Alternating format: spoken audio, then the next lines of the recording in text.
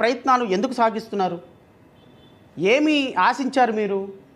సుగాలి ప్రీతి case నిందితులు కాపులు కాబట్టి వాళ్ళ దగ్గర నుంచి వాళ్ళకి ఏదైనా అన్యాయం జరిగితే కాపు ఓటింగ్ పోతుందని భయపడుతున్నారా?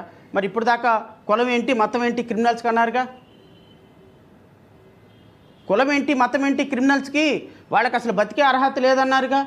ఈ రోజు నుంచి మా పార్టీ వాళ్ళు గలమెత్తుతారు, జనజీవన సంస్థలో కలిసిపోతారు, మా వాళ్ళు గజ్జలు కట్టి బండి వెనక బండి కట్టి అని పాట పాడతారు. ఈ రోజు నుంచి ఏ బండిలో ఉన్నావు కొడుకు అని ఎమ్మెల్యేలు ఎంపీలందరూ కూడా రోడ్ల మీదకి వచ్చి పాటలు పాడతారు అన్నారుగా. ఇదేనేంటి 2017లో 2018లో కోర్టులో వేసినటువంటి ఛార్జ్షీట్లో వేసినటువంటి ఆధారాలని వైఎస్ఆర్సీపీ గవర్నమెంట్ 2019లోకి వచ్చిన తర్వాత కోర్టులోకి వెళ్ళిపోయి ఆధారాలని తీసేసుకొని ఆధారాలన్నీ చింపేసేసి కట్టకట్టేసి పైన పడేశారా? అది మేము నమ్మాలా? అది ప్రజలు నమ్మాలా? సుగాలి ప్రీతి వాళ్ళ చనిపోయినటువంటి వాళ్ళ అమ్మకి న్యాయం చేయకపోవడానికి కారణం అదే? అయ్యోయ్యో, నిజంగానే ఎంత పెద్ద అన్యాయం జరిగిపోయింది సార్. మీలాంటి వాళ్ళు ముఖ్యమంత్రి అయితే ఎంత సస్యశ్యామలంగా ఉంటుంది సార్. 2019లో వచ్చినటువంటి గవర్నమెంటు 2017లో వచ్చినటువంటి గవర్నమెంట్ మీ గవర్నమెంట్లో సేకరించినటువంటి ఆధారాలని, కోర్టులో సమర్పించిన ఆధారాలని వెళ్ళి గోడదూకి వెళ్ళిపోయి స్టోర్ రూమ్లోకి వెళ్ళిపోయి తాళాలు బాలగొట్టి ఆధారాలన్నీ మళ్ళీ డిస్ట్రాయ్ చేసేసి వచ్చేసింది. పాపం మీకే ఆ విషయం తెలియక 2018లో గుండెలు బాదుకొని 2018లో అయ్యో రామచంద్ర, అయ్యో నాయన సుగాలి ప్రీతి దళిత మహిళ, ట్రైబల్ మహిళ, అయ్యో అయ్యో అని గొడవ చేసి పెద్దగా రంకెలేసి మైకులు లేకుండా పెద్ద మాటలు మాట్లాడితే 3 కిలోమీటర్ల దూరం వినపడింది మీ గొంతు అప్పట్లో.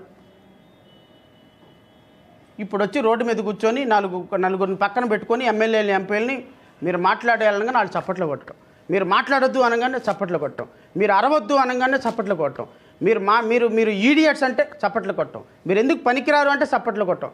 ఎందుకు చప్పట్లు కొడుతున్నారో వాళ్ళకి తెలియదు. మన నోట్లో నుంచి ఏది వచ్చినా కూడా చప్పట్లు. ఆ సినిమాలో బ్రహ్మానందం గారికి చిటికల సన్మానం లాగా మీకు కూడా ఆ చిటికల సన్మానం చేస్తున్నారు వాళ్ళు అక్కడ కూర్చొని. ఆ హాల్లో కూర్చొని నాకు అదే అనిపించింది నిన్న. మీరు ఏది మాట్లాడినా చప్పట్లే. ఎందుకు చప్పట్లు కొడుతున్నావు? ఏ కాన్సెప్ట్తో చప్పట్లు కొడుతున్నావు ఎవరికి తెలియదు. కులం లేని రాజకీయం కావాలి, చప్పట్లు. నన్ను కులానికి పరిమితం చేయొద్దు, చప్పట్లు. కులమే మనకు ప్రాధాన్యత, చప్పట్లు. కులం లేని సమాజం లేదు, చప్పట్లు. నేరస్తుడికి కులం లేదు, చప్పట్లు. నేరస్తుడు చచ్చిపోవాలి, చప్పట్లు. లా అండ్ ఆర్డర్ చక్కగా ఉండాలి, చప్పట్లు. నేను తీసుకుంటా లా అండ్ ఆర్డర్, చప్పట్లు. ఎందుకు కొడుతున్నామో తెలియదు, దేనికి కొడుతున్నామో తెలియదు, ఏం మాట్లాడుతున్నామో తెలియదు. దాన్ని మాత్రం మళ్ళీ వైడర్ పబ్లిసిటీ మీడియాలో. మీ మీడియా ఉందిగా, ఏబిఎన్, TV5, మహా టీవీ, ఇంకా TV99 ఇవన్నీ ఉన్నాయి. పొద్దున్నే ఒక డిబేట్ పెట్టారు, కులం లేని రాజకీయం చూడాలి. పవన్ కళ్యాణ్ యొక్క మాటలతోటి ఉలిక్కి పడినటువంటి ఆంధ్రప్రదేశ్ రాష్ట్రం. ఇంకా ఈ సోకాళ్ళు మహానుభావుడు సుగాలి ప్రీతికి సంబంధించి దీనికి కూడా ఆయన సమాధానం చెప్పాలి. ఆయన ఏమన్నారండి, ఇంతకుముందు సిబిఐకి ఏదో జుజుబీ లెటర్ ఒకటి రాసేశారు, ఆ జుజుబీ లెటర్ వల్ల ఏమవుతుంది సిబిఐకి, వాళ్ళు తీసుకోలేదు వీళ్ళు చేయలేదు అని. అత్యంత ఇంట్రెస్టింగ్ ఫ్యాక్ట్ ఏంటి అంటే 24/9/2025లో ఆంధ్రప్రదేశ్ రాష్ట్ర ప్రభుత్వం సుగాలి ప్రీతి కేసుని సిబిఐకి హ్యాండ్ ఓవర్ చేస్తూ ఇచ్చినటువంటి జీవో. నేను చదివి వినిపిస్తా. GO MS number 141 dated 24/9/2025. Delhi special police establishment act, exercise of powers under section 5, investigation of the alleged rape and murder of the Sri Sugali Preeti, crime number 221 of 2017, Kurnool PS, handing over the case to the CBI. ఈ కేసులో సుగాలి ప్రీతి కేసులో పవన్ కళ్యాణ్ వచ్చిన తర్వాత, ఉప ముఖ్యమంత్రి అయిన తర్వాత, ముఖ్యమంత్రి చంద్రబాబు నాయుడు అధ్యక్షతన రాష్ట్రంలో నడుస్తున్న కూటమి ప్రభుత్వం, తెలుగుదేశం, జనసేన, బీజేపీ ప్రభుత్వం, కూటమి ప్రభుత్వం, కేంద్రంలోనూ రాష్ట్రంలోని మూడు గుర్రాల జోడు గుర్రాల సర్కార్ అంటారు మీ విలేకరుల భాషలో. ఈ 3 ప్రభుత్వాలు ఉన్న ఈ ప్రభుత్వంలో ఇచ్చినటువంటి సిబిఐకి హ్యాండ్ ఓవర్ చేస్తూ ఇచ్చినటువంటి కేసు గత సంవత్సరంలో ఇచ్చినటువంటి ఈ జీవోలో ఈ రోజు వరకు సిబిఐ ఎందుకు హ్యాండ్ ఓవర్ చేసుకోలేదు? మరి గత ప్రభుత్వం ఇచ్చింది జుజుబీ కదా జీవో. మరి మీ ప్రభుత్వం చాలా గట్టి ప్రభుత్వం కదా, తిరగేసి మరగేసి కొట్టేసే ప్రభుత్వం కదా, లా అండ్ ఆర్డర్ని రెండు రెండు రెండు భుజాల మీద మోసే ప్రభుత్వం కదా. మరి మీ ప్రభుత్వం ఇచ్చినటువంటి జీవోలో సిబిఐకి ఎందుకు హ్యాండ్ ఓవర్ చేసుకోవాలా? ఎందుకు హ్యాండ్ ఓవర్ చేసుకోలేదు పవన్ కళ్యాణ్ గారు? మీ ప్రభుత్వం జీవో ఎందుకు హ్యాండ్ ఓవర్ చేసుకోలేదు? What is the reason? నిందితులతో మనం లాలుచి పడిపోయినామేంటి? ఏం ప్రాబ్లం లేదు, నేను మీకు అభయం ఇచ్చేస్తాను, లింగంనేనికి రాజ్యసభ ఇచ్చేసాను, మిమ్మల్ని నేను కేసు నుంచి విడుదల చేస్తున్నాను, నేను ప్రకటన చేసిస్తానని చెప్పేస్తారేంటి? చెప్పారా ఏంటి? లేకపోతే మీరే ఇంట్లో జడ్జిమెంట్ కూర్చొని రాసేసి తెలిసిపోయిందా?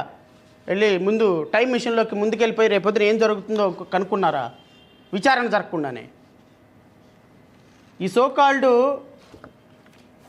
పవన్ కళ్యాణ్ గారికి ఉన్నటువంటి ఒక హ్యాబిట్ ఏంటంటే, ఒక మర్డర్ని హ్యాపీగా రిప్రజెంట్ చేయటం. ఇదిగో మొవ్వల సుందరి అని, మొవ్వల నగేష్ ఒక అమాయకమైనటువంటి, శ్రీకాకుళంలో ఉన్నటువంటి ఒక అమాయకమైనటువంటి 17 సంవత్సరాల ఇంజనీరింగ్ స్టూడెంట్ని కాలేజీ యాజమాన్యం డ్రగ్స్ అమ్ముతుంటే ఈ అబ్బాయి చూశాడని చంపేస్తే, ఆ కాలేజీ యాజమాన్యం దగ్గరికి వెళ్ళి జనసేన గొడవ చేసి, ఇదిగో జనసేనకు సంబంధించిన బొలిశెట్టి సత్యనారాయణ, నాదెండ్ల మనోహర్, ఈయన ఇప్పుడు ఎంఎస్ఎంఈ డైరెక్టర్ శివశంకర్, నేను పెద్ద ఆఫీసర్ని, తోపుని, తురుంకాన్ని, నిజాయితీ అనే పదం నన్ను చూసే వీళ్ళు పెట్టారు, అసలు ఆ పదం కనుక్కుందే నా పేరు తర్వాత అని చెప్తాడు ఈ మహానుభావుడు. ఈయన శివశంకర్, ఈయన బొలిశెట్టి సత్యనారాయణ. ఈయన గురించి ఏం మాట్లాడొద్దు, ఈయన కొద్దిగా గొప్ప క్రెడిబిలిటీ ఉన్నటువంటి లీడరు. ఇదిగో ఇప్పుడున్నాడు ఈయన. వీళ్ళందరినీ మొవ్వల సుందర్ కేసును మేము చూస్తున్నామని చెప్పి, ఈ మొవ్వల సుందరికి సంబంధించిన ఈ కాలేజీ యాజమాన్యం డైరెక్టర్ని, ఎండీని, చైర్మన్ని ఎవరైనానండి కోట్ల రూపాయలు తీసుకొని పవన్ కళ్యాణ్ సమక్షంలో పార్టీలో జాయిన్ చేసుకున్నారు.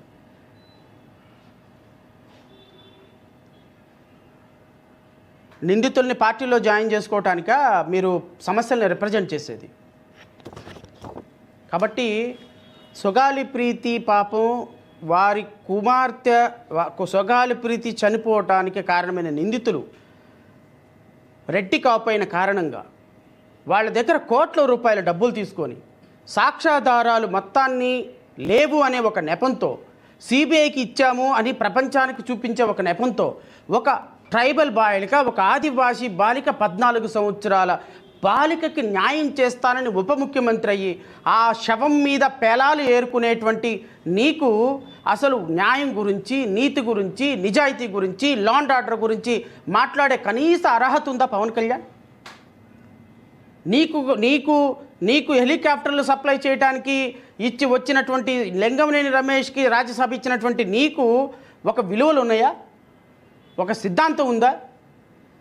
నీవు నీ ఎమ్మెల్యేలని నీ ఎమ్మెల్యే రేప్ చేశాడని ఒక ఆడపిల్ల కేసు పెడితే కనీసం అతని పార్టీ నుంచి సస్పెండ్ చేయి నీవు, ఒక 3 మెన్ కమిటీ వేసి దాన్ని చక్కగా మ్యానిపులేట్ చేసిన నీవు ఆడపిల్లల భద్రత గురించి మాట్లాడే నైతిక అర్హత ఉందా?